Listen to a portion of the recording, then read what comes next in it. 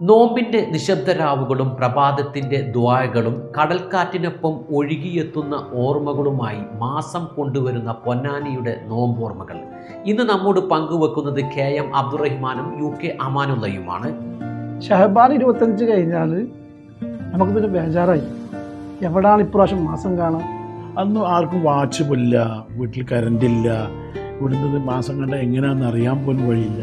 ആ ഒരു കാലഘട്ടം എന്ന് പറഞ്ഞാൽ വലിയൊരു ത്യാഗമാണ് അന്നത്തെ. അപ്പോൾ അന്ന് ഞങ്ങൾ പറഞ്ഞ മാസം കൊണ്ടുവരാനെന്നാണ്, മാസം കൊണ്ടുവരൽ.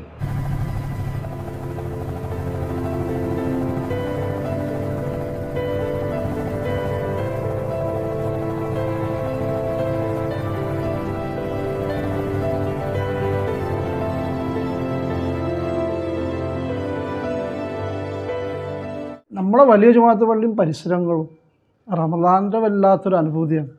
ഷഹബാൻ 25 കഴിഞ്ഞാൽ നമുക്ക് പിന്നെ ബേജാറായി, എവിടാണ് ഇപ്രാവശ്യം മാസം കാണാൻ.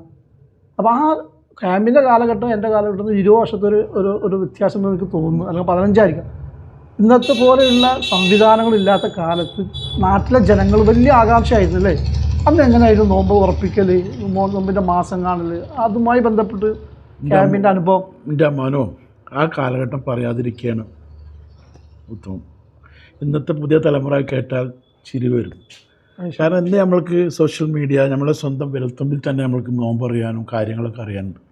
അന്ന് ആർക്കും വാച്ച് പോലില്ല, വീട്ടിൽ കറണ്ടില്ല, ഇവിടുന്ന് മാസം കണ്ട എങ്ങനെയാണെന്ന് അറിയാൻ പോലും വഴിയില്ല. ആ ഒരു കാലഘട്ടം എന്ന് പറഞ്ഞാൽ വലിയൊരു ത്യാഗമാണ് അന്നത്തെ നോമ്പ്. അന്ന് റേഡിയോ പോലും ഉണ്ടാവില്ല, വീടുകൾ ഒന്നും ഉണ്ടാവില്ല. കാരണം അന്ന് പൊന്നാനി അംഗീകരിച്ചാൽ പരിസര പ്രദേശ ഒരുപാട് മഹല്ലുകൾ സ്വീകരിക്കുന്ന ഒരു കാലഘട്ടമാണ്. ആ സിസ്റ്റം. അപ്പോൾ അന്ന് ഞങ്ങൾ പറഞ്ഞ മാസം കൊണ്ടുവരാനെന്നാണ്, മാസം കൊണ്ടുവരൽ. മാസം കൊണ്ടുവരാമെന്ന് പറഞ്ഞാൽ ഞങ്ങൾക്ക് മനസ്സിലായില്ല. ഇല്ല, അതായത് പൊന്നാനിയുടെ അതായത് തീരപ്രദേശങ്ങൾ, അതായത് കാപ്പാട്, പരപ്പനങ്ങാടി, ചാലിയം, ഇങ്ങനെയുള്ള കുറേ പ്രദേശങ്ങളിലായിരിക്കും കണ്ടിട്ട് ഫോൺ വരിക. ഈ ഫോൺ വരില്ലെന്നല്ല, ഇന്നത്തെ പോലെ ഇങ്ങനെ വില കൊണ്ട് ടച്ച് ഫോണൊന്നുമല്ല. ലൈറ്റിനിങ് കോൾ ബുക്ക് ചെയ്ത് വരുമ്പോഴേക്കും ലാൻഡ് ഫോണ് അത് ബുക്ക് ചെയ്ത് ഇവിടെ കിട്ടുമ്പോഴേക്കും എൻ്റെ സമയം മണിക്കൂറുകളുള്ളൂ. അപ്പോൾ ഇവിടുന്ന് വേണ്ട കാർ എടുത്തിട്ട്, കാറ് എന്ന് പറഞ്ഞാൽ എങ്ങനത്തെ 20-30 കിലോമീറ്റർ സ്പീഡിൽ പോണ കാർ, റോഡ് ദുർഘടം പിടിച്ച റോഡുകൾ. അങ്ങനെ ഇവർ മാസം കണ്ട് ഇവിടുത്തെ കാതി, ഇവിടുത്തെ പണ്ഡിതന്മാരൊക്കെ പോയി അവിടെ പോയി ഉറച്ച് അവിടുത്തെ ആളെ കണ്ട് ഉറപ്പിച്ച് അവർക്ക് സത്യം ചെയ്യിപ്പിച്ച് അങ്ങനെ ഇവിടെ തിരിച്ചു വരുമ്പോഴേക്ക് ചിലപ്പോൾ 1 മണി 2 മണിയൊക്കെ ആവും. ആ കാലഘട്ടത്തിൽ നിങ്ങളെന്താ പറയുന്നതെന്ന് പറഞ്ഞാൽ അന്ന് നമ്മുടെ വീട്ടുകാരൊക്കെ ഇങ്ങനെ നോമ്പ് ആരും ചോദിച്ചാൽ അറിയില്ല, വന്നിട്ടില്ല, വന്നു.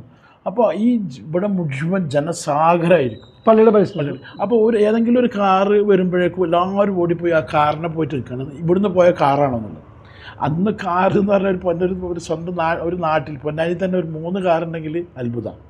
ആ കാലഘട്ടം അങ്ങനെ കാറിങ്ങനെ ദൂരത്ത് ഓർമ്മ വരുമ്പോഴേക്കും ഒരു കാർ വന്നതല്ല, പിന്നെയും പോവും, പിന്നെയും കാത്തിരിക്കും. അങ്ങനെ വരുമ്പോൾ അതാ കുഞ്ഞാട്ടിയിലേറെ കാറ് വരുന്നേന്നും പറഞ്ഞിട്ട് കാറ് അതിന് തൂങ്ങി പിടിക്കലും ഒക്കെ ആയിട്ട് ഇവിടെ വന്ന് അപ്പോഴേക്കൂടെ കയറും. ഇവിടുന്ന് മഹദൂമിൻ്റെ നേരത്തിൽ അവരെ സ്വീകരിച്ചിരുത്തും.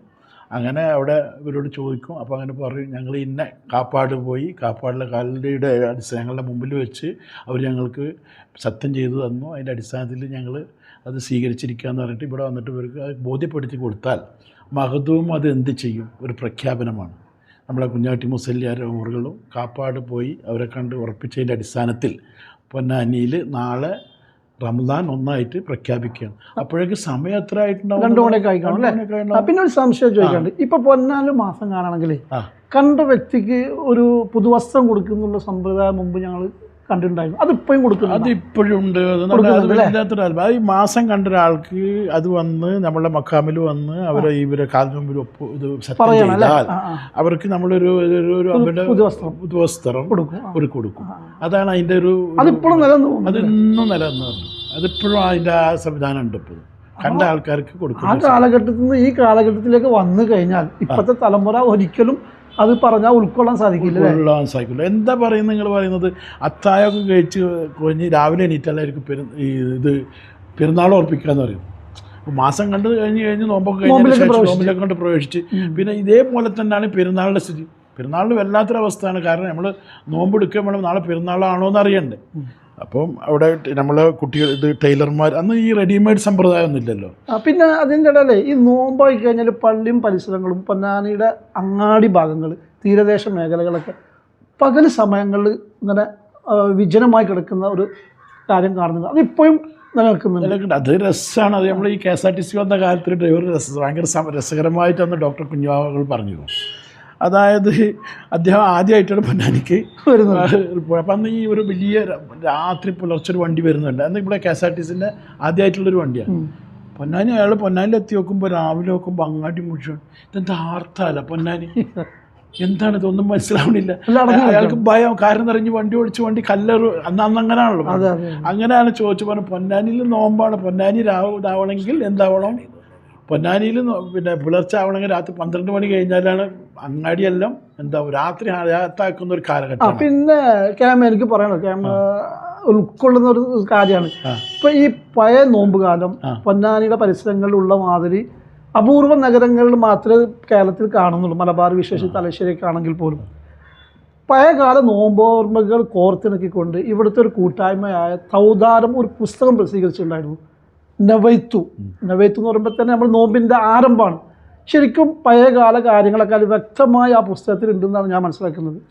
അത് ഒരു സംഭവമാണ്. അത് ഈ പിന്നെ ഒരു തൗദാരം എന്ന് പറഞ്ഞൊരു ടീം പഴയ നോമ്പോർമ്മകളുടെ എല്ലാം ഒന്ന് കോർത്തിണക്കിക്കൊണ്ട് ഒരു പുസ്തകം, ആ പുസ്തകം ഇന്നത്തെ തലമുറക്ക് അത് വായിച്ചിരിക്കണം.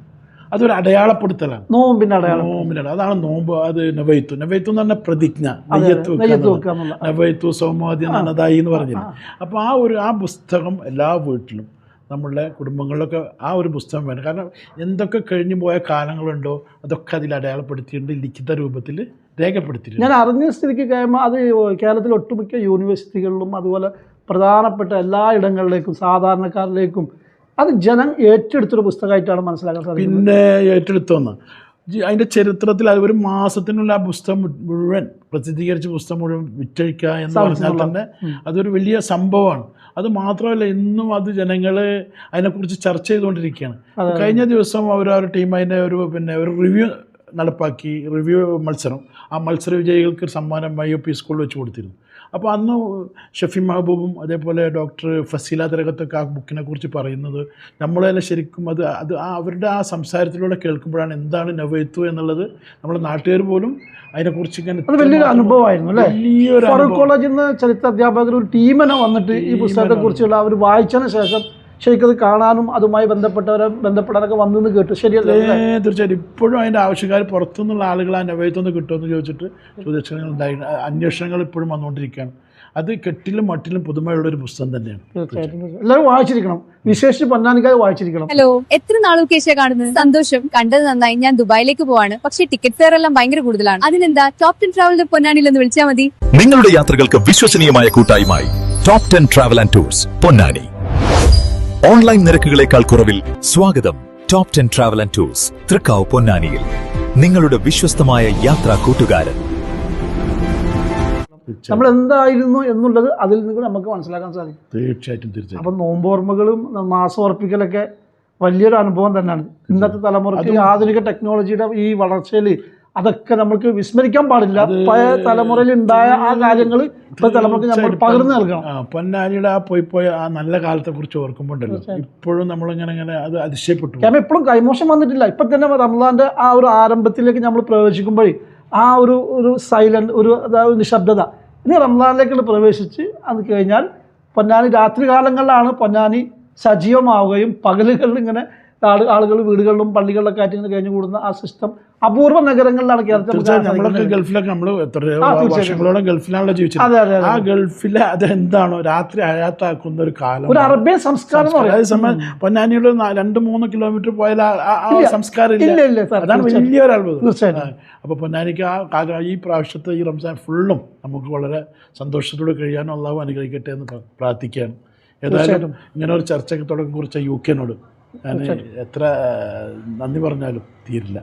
അബ്ദുറഹ്മാൻ സാഹിബ് വളരെ വ്യക്തമായി തന്നെ കഴിഞ്ഞ കാല നോമ്പ് ഓർമ്മകളും നോമ്പിൻ്റെ ആരംഭത്തിൽ നോമ്പുറപ്പിക്കുന്ന മാസോറപ്പിക്കൽ അംബാസഡർ കാറിൽ കൊണ്ടുവരലും പരപ്പരങ്ങാടി പരിസര പ്രദേശങ്ങളിൽ അവിടുന്ന് കൊണ്ടുവന്ന് ജനങ്ങളെ ആകാംക്ഷയുടെ പൊന്നാനിയുടെ ജുമാഅത്തുള്ള പരിസരങ്ങളിൽ ഇങ്ങനെ നിറഞ്ഞു കഞ്ഞി ഒഴുകുന്ന ഒരു സംഭവം തന്നെയായിരുന്നു.